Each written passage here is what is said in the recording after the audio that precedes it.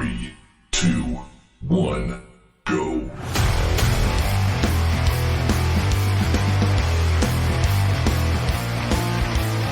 Sinners and saints, dust off those horns and halos.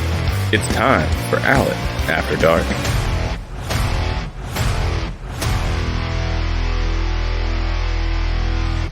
Sinners and saints, how you doing tonight? I hope you're feeling well and sexy, and I guess you're wondering what that sound is, but if I'm being honest, I'm trying to get ready for happy hour tonight.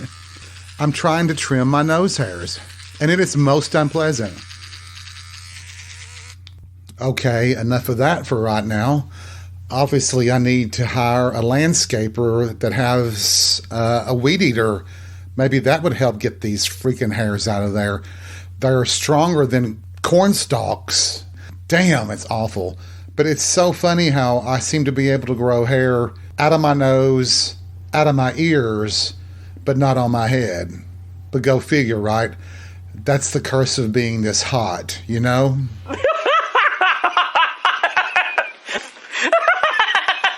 Seriously? What are you laughing at, Godzilla? Take a look in the mirror before you start laughing like that. Although it is true. I'm not that hot. I'm just really good in bed and in the back seat, in the back alley, patio, the deck, the balcony, pretty much anywhere, you know? Sex, sex, sex. But wait a minute, what is that? Speaking of which, it's a good thing I wasn't standing in front of a mirror just then.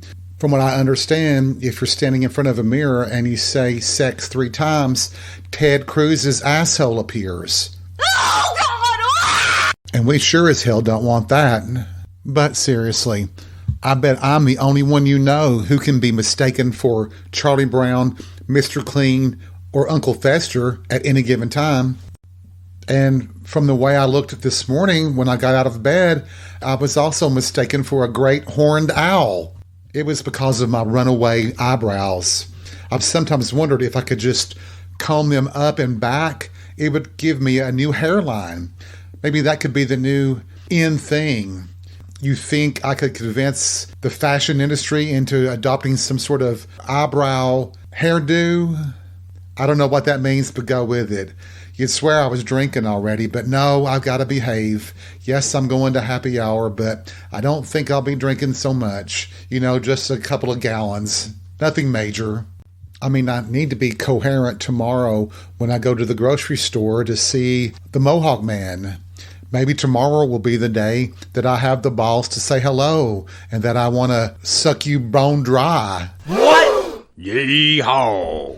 But seriously, that's not going to happen tomorrow.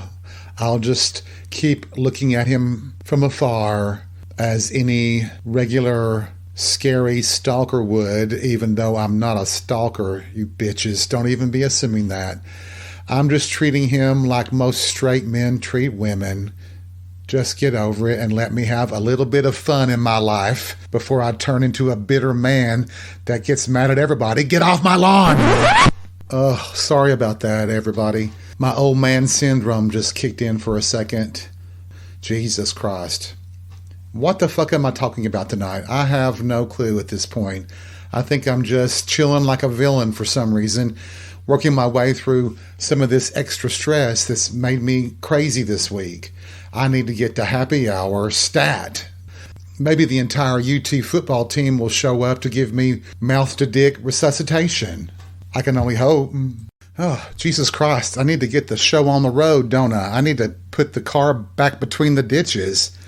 But I think I'm off just a little bit due to circumstances. It wasn't the best day.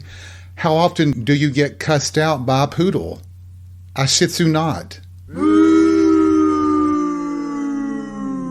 Okay. Even for a nerd, I'll admit that was a really bad joke. Really, really bad. Sorry. But go ahead, admit it. You laughed. You really did. I think by now you all can tell that I tend to joke a lot more when I'm nervous or uptight about something. And go figure, you've got me dead to right. I've talked about hooking up with a boss at work, and we've talked about hooking up with coworkers and such, and how it might be a great thing, but boy, does it lead to some very serious consequences if the situation goes awry. I have to say, there's a guy, well, there are several hot guys that I work with in our building, but there's a guy that I've kind of had the hots for, well, since the first time I ever saw him. And I catch myself when he walks by checking out his ass. What is it about him that, this is going to sound really silly, so you'll probably hold this against me for the rest of my life, but I really would just like to eat his ass through his jeans. I'd like to chew on that denim with them still on. And I wonder if he would let me do that. And the answer, of course, is, are you fucking kidding me? No. And he'll probably call the police. 911, what's your emergency? What a weird fantasy is that? And it may stem from a guy I dated for a little while who, in the foreplay, I would still have my underwear on, and he would suck me off through the underwear and sometimes eat my ass through the underwear. And it was sexy. It was the only sexy thing that he did ever. And I wonder why I have such chemistry with him. And it's funny to me. It's not funny, but it's probably typical that if you have chemistry with someone, there's a connection somehow that they almost instantly become more physically attractive to you. Because I'm pretty sure the guy I'm talking about, I'm pretty sure he's a total shithead in the real world. And I think he's probably cheating on his wife. Well, everybody says he has a wife. He's never mentioned a wife. I don't even know a name. So maybe that's false. But here we go again. Alan jumping on another straight guy if he gets the opportunity. But even I know to be very careful when it comes to office relationships. Almost always nothing comes to any good by fucking a coworker, even sucking them off. It's not fair. Why do we have so many men's rooms in our building when we can't use them for 4-play or 5-play, maybe even 6-play, maybe even 69-play? That'd be kind of awesome. I wouldn't necessarily want to get on that floor, but you know what? Hot is hot. I'm having another Bo Sin moment, aren't I? Just some skankiness coming in. Seriously. Have you ever looked at a guy and lusted after them so much that you actually ache, but you know that it's not worth it because if you were to do something, it would either A, ruin your friendship or relationship, and B, probably cost you your job because some big mouth would tell HR and you'd all be fired. And there's no coming back from that one. If ass eating or a blowjob gets you fired at the office, that word gets around. So you have to just worry about that, especially if your name is George Santos. But I'm just saying. And that really does hit on one of the things I want to talk about tonight. Here in the South, it's hard enough just being gay, but dealing with your romantic relationships, it's just one more complication. It's really disheartening when you think about how gay people really are the same as everybody else. We have all the same problems. Believe it or not, we have mortgages, we have bills to pay, we can drive cars. We function in the real world. We just happen to like dick more than beaver. But for some reason, especially the right wing in this country, they have tried to portray anybody who is not heterosexual as some sort of deviant who must like being whipped, tied up, and swings naked from door frames and wants to be peed on and all these other things without really noting that we're all the same except for one primary thing. And trust me, there are plenty of straight people who like to be whipped, who wear leather, and like to be peed on. Ask Orange Face. There's video and audio recordings, apparently. Ugh. Imagine having all the problems you have as a heterosexual person, but then having to deal with the environment around you trying to harm you, condemn you, criticize you, make fun of you, bully you, etc. And I was flashing back to the one breakup that hurt the most and coming back home to I told you so's, but really not being able to talk about how hurt I was. So a lot of people in the gay community, especially if you're in the closet and you're trying to have some sort of semblance of a regular life, you're going through a breakup and heartache, and you have to suffer mostly in silence because people don't look at gay people, here in the South in particular, as normal. So we couldn't possibly have the same feelings, the same hurt, the same happiness, the same joy, the same sexual pleasure as they do. Now, granted, the ones who are always attacking gay people, I doubt that they have any sexual pleasure. Why else would you become one of those a Nazi or a Proud Boy or one of those cis guys that, what are they called? The ones that demand, that just expect to have sex, that they somehow deserve sex from a woman just because they're a man. What is that called? I'll never remember it, but I think you get the gist there. But this sense of entitlement, before marriage equality was upheld by the Supreme Court, I remember in one of my college courses, and the subject of the gay community came up, and one of the students asked the professor a question about how do you handle if you're a boss and you have an employee who says they're gay and they're wanting all these special rights. How do you handle that? But what he meant when he said that was, when he said special rights, what he was mad about, or what he was implying, is that if gay people had the same rights as he did, then it was special rights for gay people, even though it was standard rights for him. It really was one of those sobering moments when I was young, outside of the bullshit in high school. But, you know, you think as you get older and you get into college that people are more enlightened, they're more knowledgeable. But around here, it's bullshit. Some of the people will never change, and the ones who want political power, they just cater to them to get their votes. I've heard the stories in D.C. about Republicans who have a staff that has several gay people on it because they prefer gay people who tend to be single and don't have children and whole families, and they can work late and they work weekends if they're needed. Of course, Republicans would never admit that, but I would not be able to look myself in the mirror if I was a gay person working for a Republican who opposed marriage equality or simply equal rights. Isn't it interesting how if there is something that you have that they want, then they will cater to you? If I was a multi-billionaire, you don't think that Republicans would be knocking down my door to get some of that money for their political campaigns? They'd be trying to suck my dick for it. I mean, isn't that what politics is? Legalized prostitution? You just want to pay the prostitutes who do what you want, not what they want. But I'm just saying. I remember years ago at a previous job, I was completely out of the closet. Everybody there knew that I was gay. It really didn't matter because I was doing my job. I was part of the team. I got along with virtually everybody, and I did damn good work.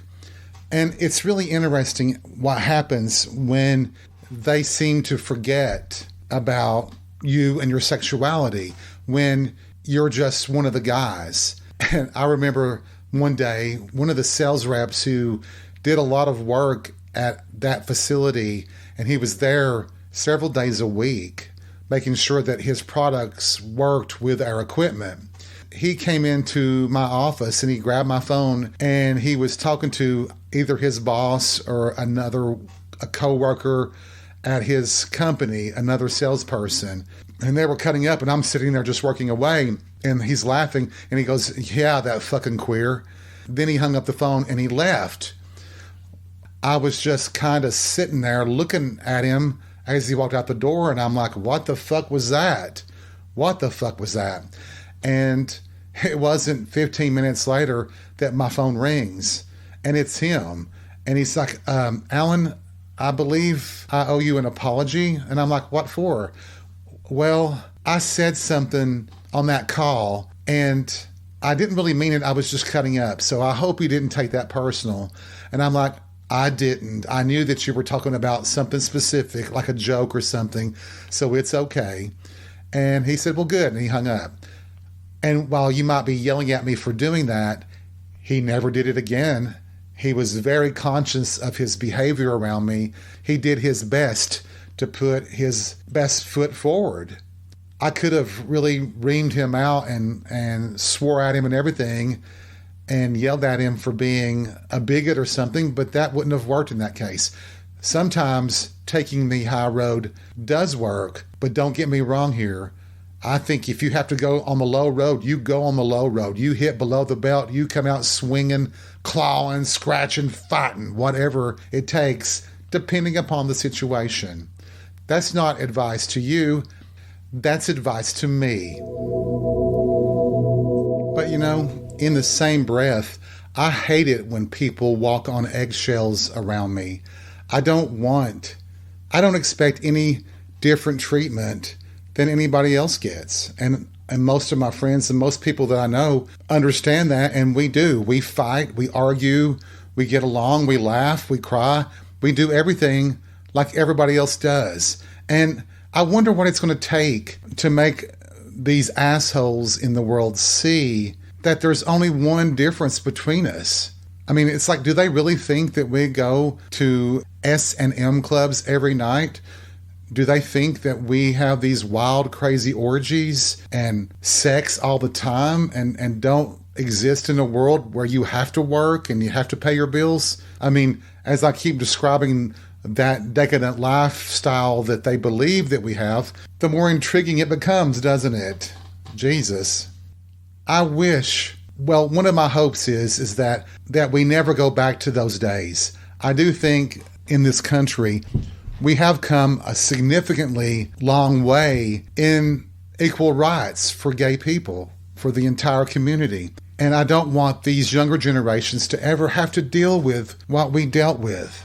I mean, literally, we had to, sometimes going into the carousel on a Friday or Saturday night, you would have to dodge a beer bottle, eggs, one time a brick. People would drive by, race by, and throw stuff at you as you were heading in. It was terrible, and you could never get the police to do anything. They weren't going to back then. I don't want us to go back to that, even though I feel like we are on the very cusp of doing that. I'm afraid this country really is teetering toward fascism. And I promise you, in a country with a fascist government, there is no room for the LGBTQIA community. That's just a fact.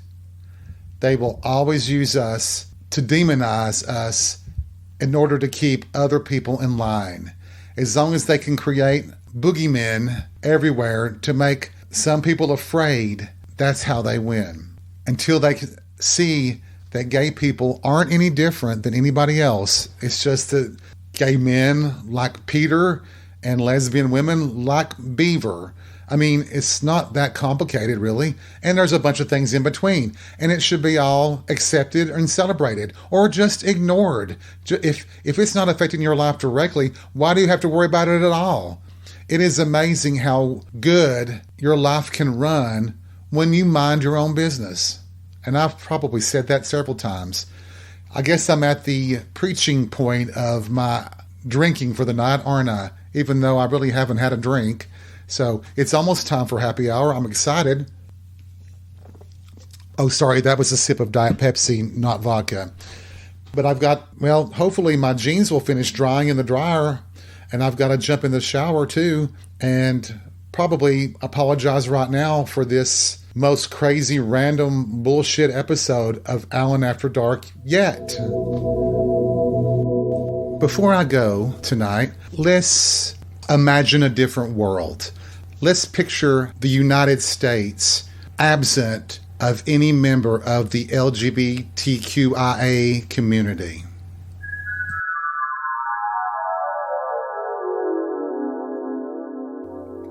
First off, the service industry would totally collapse you would lose probably 50% of your workers right there. And let's talk about the medical field. How many gay people do we know that work at every level in hospitals?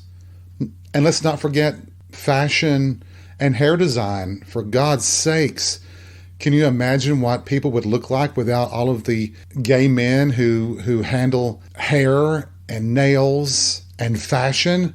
Oh, sweet Jesus, what a hideous place it would be.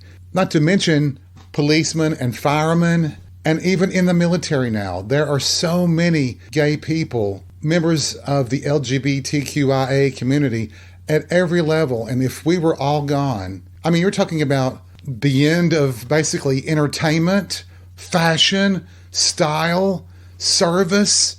What the hell? And imagine if we did just disappear one day, we were all gone. How fucked up a world it would be. I wonder, would they be celebrating then? I don't think so. It's obvious. I mean, I can give you an example of when the gay community abandoned someone. Just look at Sarah Huckabee Sanders, Marsha Blackburn. Jesus Christ. It's very clear that they don't have a gay person working on their fashion and their hair. I mean, they look like hammered shit. My God, how much more could we take? Well, a lot. It serves them right, actually, doesn't it? The way they have treated the gay community. Every one of these bitches that look hideous and can't get a good haircut or a hairstyle or fashionable clothes, they deserve it. They don't deserve the attention of the gay community. Fuck them and fuck their attitudes. But it would be a dark day in this country's history. It would be a dark day in the world if every gay person disappeared. They would be shocked because there would be some secrets that would be revealed. Brothers, sisters, husbands, wives, daughters, you name it. People that have not told family members are suddenly gone, and then they realize that the people they've been criticizing and attacking all along was somebody that they actually loved. What a horrible world that would be.